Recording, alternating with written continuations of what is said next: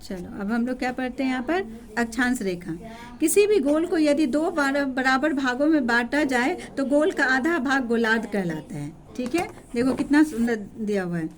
गोल का आधा भाग क्या कहलाता है, गोले का आधा भाग क्या कहलाता है, गोलार्ध। ये तरबूज लिया है, वाटरमेलन, तरबूज को क्या किया, आधा काटा, तो ये क्या हो गया, गोलार्ध। उदाहरण के लिए तुम एक तरबूज को दो बार हिस्से में बांट कर देखना, उसके कटे हिस्से गोलार्ध जैसे होंगे। इसी प्रकार पृथ्वी को भी उत्तरी एवं दक्षिणी दो बार भागों में बांटने वाली रेखा या वृत्त भूमध्य रेखीय वृत्त होती है। भूमध्य रेखीय वृत्त को ही भूमध्य रेखा या विषुवत रेखा भी कहा जाता है। ठीक है, जो बीच की रेखा होती है वो क्या कहलाता है, विषुवत रेखा। यह सबसे बड़ा वृत्त होता है। इस रेखा से उत्तर का भाग उत्तरी गोलार्ध और दक्षिण का भाग दक्षिणी गोलार्ध। ध्यान से समझना, अभी सारा पूछेंगे इसको ग्लोब पर।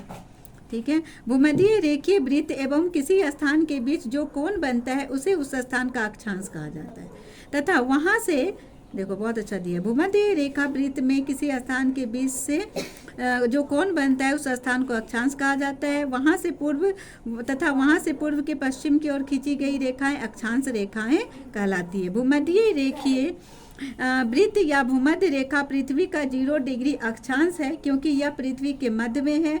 इसी 0 डिग्री अक्षांश से अन्य अक्षांशों की गणना की जाती है। विषुवत रेखा से उत्तर 90 डिग्री एवं दक्षिण से 90 डिग्री अक्षांश होते हैं, और 23.5 डिग्री उत्तरी अक्षांश के कर्क रेखा, परसों के ये वाला है ना, 23.5 डिग्री उत्तरी अक्षांश से कर्क रेखा और 23.5 डिग्री दक्षिणी अक्षांश को मकर रेखा कहा जाता है। ठीक है, भूमध्य रेखीय वृत्त के उत्तर की ओर तथा दक्षिण की ओर जाने पर यह वृत्त क्रमशः छोटा हो जाता है। 90 डिग्री उत्तरी तथा 90 डिग्री दक्षिणी अक्षांश को क्रमशः उत्तरी एवं दक्षिणी ध्रुव भी कहते हैं। यह अक्षांश वृत्त न होकर मात्र एक बिंदु होता है। गुरुजी ने बच्चों को अक्षांश रेखाओं की कई विशेषताएं भी बताई, जैसे ये रेखाएं पूर्व से पश्चिम दिशा में विषुवत रेखा के समांतर खींची जाती है। दो अक्षांशों के बीच की दूरी समान होती है। विषुवत वृत्त से ध्रुवों की ओर जाने पर वृत्त छोटे होते जाते हैं, अंततः ध्रुव के एक बिंदु के रूप में रह जाते हैं। अब समझो यहाँ पर, जैसे ये देखो, ये हमारा क्या है, अर्थ है, ये उत्तर ध्रुव है और ये दक्षिण ध्रुव है। चलो देखो, ये उत्तर ध्रुव हो गया, ये दक्षिण ध्रुव। इसके बीच वाले जो है, यहाँ से हाफ पार्ट हो गया, ये हाफ पार्ट हो जाएगा। ठीक है, ये बीच वाला क्या है, भूमध्य रेखा जो विषुवत रेखा होती है। ठीक है, ध्यान से समझो। और इसके ऊपर कर्क रेखा। ठीक है, और ये जो यहाँ पर जो कोण बनेगा ये क्या हो जाएगा, अक्षांश। 23.5 डिग्री अक्षांश, 23.5 डिग्री उत्तरी अक्षांश कर्क रेखा और 23.5 डिग्री दक्षिणी अक्षांश मकर रेखा कहलाता है। 23.5 डिग्री ऊपर में जो बनेगा वो क्या है, उत्तरी अक्षांश, और यहाँ वो अक्षांश क्या कहलाता है, वो कर्क रेखा कहलाता है। सॉरी, 23.5 डिग्री उत्तर में जो होता है वो कौन सा कहलाता है, कर्क रेखा। 23.5 डिग्री नीचे जो होता है वो दक्षिण में जो होता है वो मकर रेखा कहलाती है। ठीक है, अब इसके बाद यहाँ समझो, ये पूरा अर्थ कितने डिग्री का होगा, सर्कल है तो कितने डिग्री का होगा, 360 डिग्री है ना। यहाँ पर बोल रहे हैं 90 डिग्री 60। अब यहाँ पर ना 180 डिग्री होता है। ठीक है, यहाँ से 15, 30, 45, 60 ऐसे करके होता है, वो बाद में समझना आगे के क्लास में। चलो अभी पहले इतना ही समझो। ये देखो, ये ग्लोब है, इसका ये जो इमेजिनरी लाइन बोलते हैं, ये जो लाइन है ना ग्लोब पर, ऐसा कोई लाइन है नहीं है, ये कल्पना किया हुआ लाइन है। ठीक है, ये जो बीच की ये लाइन है, इसको दो पार्ट में बांट देंगे तो ऊपर वाला पार्ट क्या हो जाएगा, नॉर्थ हेमिस्फीयर, और नीचे वाला साउथ हेमिस्फीयर। हिंदी में क्या बोलते हैं, उत्तरी गोलार्ध, और नीचे वाले को दक्षिणी गोलार्ध। यही पढ़े हैं। और ये विषुवत रेखा होती है जो 0 डिग्री होती है। ठीक है, फिर 0 डिग्री से यहाँ पर 20 लिया, 20 डिग्री, 40 डिग्री, 60 डिग्री, 90 डिग्री, समझ रहे हो। फिर इधर भी ऐसे 20 डिग्री, 40 डिग्री, 60 डिग्री, 90 डिग्री। अब बताइए गोलार्ध किसे कहते हैं, गोलार्ध किसे कहते हैं, बताओ जल्दी बताओ। अभी पढ़े, गोले का आधे भाग को गोलार्ध कहते हैं। क्या बोलेंगे, गोले के आधे भाग को गोलार्ध कहते हैं। किसी देश के अक्षांशीय विस्तार का पता कैसे करेंगे, आप लोग बाद में पढ़ना। अब यहाँ देखो, करके देखिए, मिट्टी के गोले से पृथ्वी का नमूना बनाइए, इसे चाकू से 2 बड़े भागों में काट लीजिए, है ना। उत्तरी एवं दक्षिणी गोलार्ध को अंकित कीजिए। मिट्टी के गोलीय निर्मित पृथ्वी पर अक्षांश रेखा खींचिए। इसमें विषुवत रेखा, कर्क रेखा व मकर रेखा दिखाइए। अब गुरुजी ग्लोब लेकर आए और कहा कि बारी बारी से ग्लोब का अक्षांश रेखाओं पर उंगली रखकर ग्लोब को घुमाओ। ठीक है, अभी तुम लोग भी करना। ऐसा कहते ही सभी बच्चे हुए होड़ लग गई। उंगली रखकर एक ही दिशा में घुमाने पर सभी बच्चे वहीं पहुंच जा रहे थे जहां उंगली रखी थी। अभी जैसे अभी खुशी हुई ना, वैसे ही सभी बच्चे को खुशी हुई होगी। गुरुजी ने बच्चों को बताया कि ऐसा इसलिए हो रहा है क्योंकि ये सभी रेखाएं वृत्ताकार है। बच्चे बार बार ऐसा करने लगे। गुरुजी ने कहा, अब बस भी करो, सिर्फ इतना ही नहीं, आओ मैं तुम्हें एक नई रेखा के बारे में बताता हूँ। सभी बच्चे उत्सुकता के साथ गुरुजी की बात सुन रहे थे। अभी हम लोग कौन सा रेखा पढ़े? अक्षांश रेखा। अक्षांश रेखा क्या होता है? ऐसे, ठीक है, गोल ऊपर और किधर से किधर तक, ऐसे करके। अब पढ़ते हैं हम लोग देशांतर रेखा। ठीक है, इंग्लिश में बोलते हैं लेटीट्यूड लाइन और लॉन्गिट्यूड लाइन। तभी हम लोग लेटीट्यूड लाइन के बारे में पढ़े हैं। ठीक है, अब हम लोग पढ़ेंगे लॉन्गिट्यूड लाइन जिसे हम देशांतर बोलते हैं। गुरुजी ने ग्लोब हाथ में लिया और कहा, ग्लोब पर उत्तरी ध्रुव और दक्षिणी ध्रुव को जोड़ती है। ठीक है, ये किसको जोड़ता है? उत्तर ध्रुव से दक्षिण ध्रुव को जोड़ता है। रेखाएं खींचे। ये सभी लंबवत रेखाएं देशांतर रेखाएं। किसी भी स्थान की सही स्थिति और समय का पता लगाने के लिए इन रेखाओं का सहारा लेना पड़ता है। गुरुजी ने खरबूजा, संतरा और घाघरा, नींबू को बारी बारी से बच्चों को दिखाया और कहा, खरबूजा का एक छिला हुआ और पूरा संतरा का घाघरा, नींबू को गौर से देखिए, आपको कोई लंबवत रेखा नजर आएगी। ठीक इसी तरह पृथ्वी के देशांतर रेखा की ऑरेंज देखिए, ऑरेंज को जब छिलते हैं तो उसमें से क्या निकलता है? छोटा ये एक निकलता है नारंगी। तो वो ऐसे ही तो हमारा क्या है, ग्लोब पर भी ये देखो। ठीक है, ये पूरा ऑरेंज के जैसा हमारा अर्थ है, ऊपर में थोड़ा सा चिपटा हुआ है। ठीक है, और ये जो ये है, ये कौन सा हो गया? ये हो गया देशांतर रेखा, लॉन्गिट्यूड। जो वो नारंगी का एक एक जो पीस निकालते हैं वो। क्लियर है?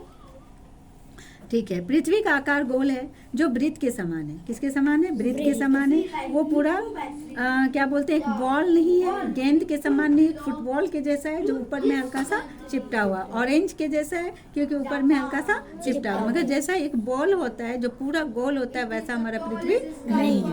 एक वृत्त में कितने डिग्री होते हैं? 60 डिग्री। कितने डिग्री होते हैं? 360 डिग्री। इसी आधार पर पृथ्वी भी 360 डिग्री देशांतर रेखा में खींची जा सकती है। कितने रेखा में खींचा गया? 360। इनमें दो देशांतर रेखाएं महत्वपूर्ण मानी गई है। ये है 0 डिग्री तथा 180 डिग्री देशांतर रेखा। 0 डिग्री देशांतर को प्रधान देशांतर रेखा या प्रधान मध्याह्न रेखा तथा 180 डिग्री देशांतर रेखा को अंतरराष्ट्रीय तिथि रेखा कहते हैं। गुरु जी ने जैसे ये बीच वाला है ना, ये 0 डिग्री हो गया। ठीक है ना, ये कौन सा हो गया? 0 डिग्री। गुरु जी ने बताया बच्चों को देशांतर रेखाएं की कई विशेषता बताई। जैसे अब ध्यान से सुनो, ये रेखाएं अर्धवृत्ताकार होती है। क्या कौन सा होता है? अर्धवृत्ताकार होगा ना। अर्धवृत्ताकार 2 पार्ट में बच जाएगा। विपरीत भाग के अर्धवृत्त मिलकर पूर्ण वृत्त बनाता है।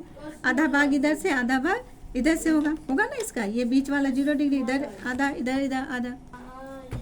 इनकी लंबाई समान होती है। इनकी संख्या क्या होता है? 360 डिग्री होता है। विषुवत वृत्त पर इनके बीच की दूरी सबसे अधिक होती है ना। विषुवत वृत्त पर इसका क्या होगा? सबसे अधिक होगा। लेकिन जैसे जैसे हम ध्रुवों की ओर जाते हैं इनके बीच की दूरी कम होते जाती है। जैसे ध्रुवों पर ये सभी रेखाएं मिल जाती है तथा एक बिंदु के समान हो जाती है। पृथ्वी पर किसी स्थान की स्थिति दर्शाने का समय निश्चित करने के लिए देशांतर रेखाओं का ज्ञान आवश्यक है। समझे ना? जैसे जैसे हम ध्रुवों की ओर जाते हैं इनके बीच की दूरी क्या हो जाती है? कम हो जाती है, छोटी होती जाती है। और एक बिंदु के ध्रुवों पर सभी रेखाएं मिल जाती है तो एक बिंदु के समान हो जाती है ना। ध्रुव पर मिल जाती है तो एक बिंदु के समान हो जाती है, पॉइंट हो जाता है एक तरह से। 180 डिग्री देशांतर रेखा एक ही रेखा होती है, इसलिए यह पूर्व एवं पश्चिम नहीं होते हैं, है ना। जैसे ये 180 डिग्री 360 होते हैं तो उसका हाफ क्या हो जाएगा? 180 डिग्री। गुरुजी ने बच्चों की उत्सुकता को बढ़ाते हुए कहा, क्या आप जानते हैं कि सूर्य के सामने घूमती हुई पृथ्वी को एक देशांतर से दूसरे देशांतर तक पहुंचने में कितने मिनट लगते हैं? 4 मिनट। कितने मिनट? 4 मिनट का समय लगता है। अतः विभिन्न देशांतर पर स्थित स्थानों का समय भी अलग अलग होता है।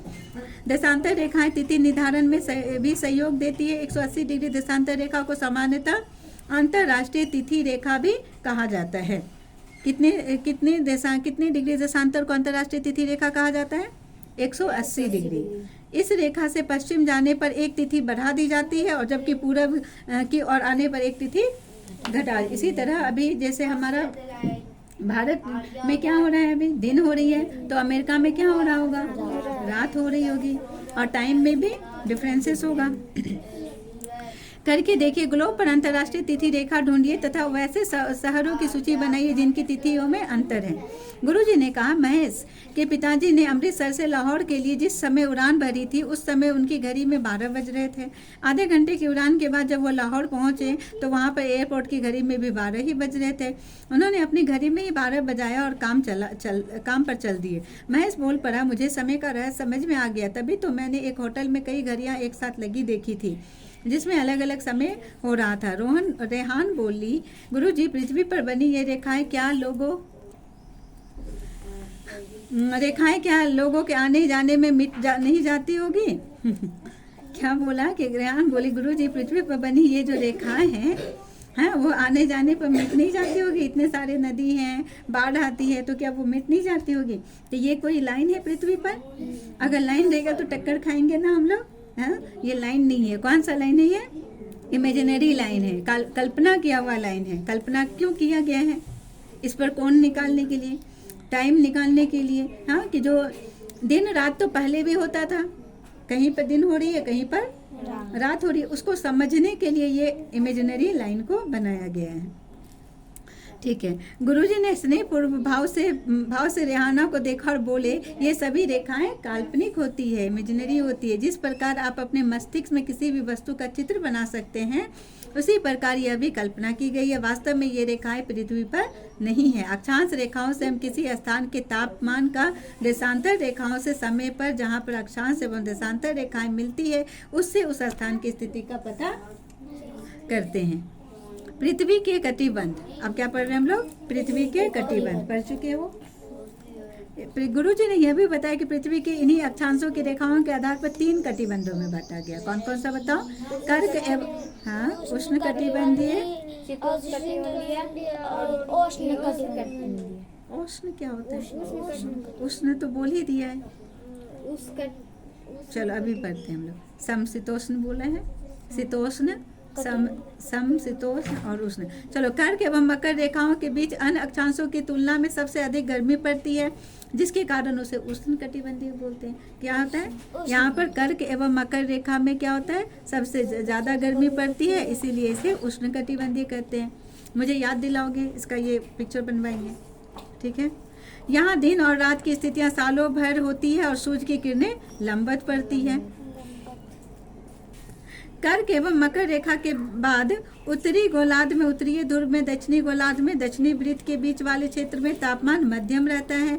यहाँ जाड़े में सर्दी पड़ती है तथा गर्मी तापमान अधिक रहता है। इसे समशीतोष्ण कटिबंध कहते हैं। दिन और रात की स्थितियाँ शीतोष्ण कटिबंधीय बोलेंगे। हाँ, समशीतोष्ण कटिबंधीय बोलेंगे। क्या कहेंगे? समशीतोष्ण कटिबंधीय।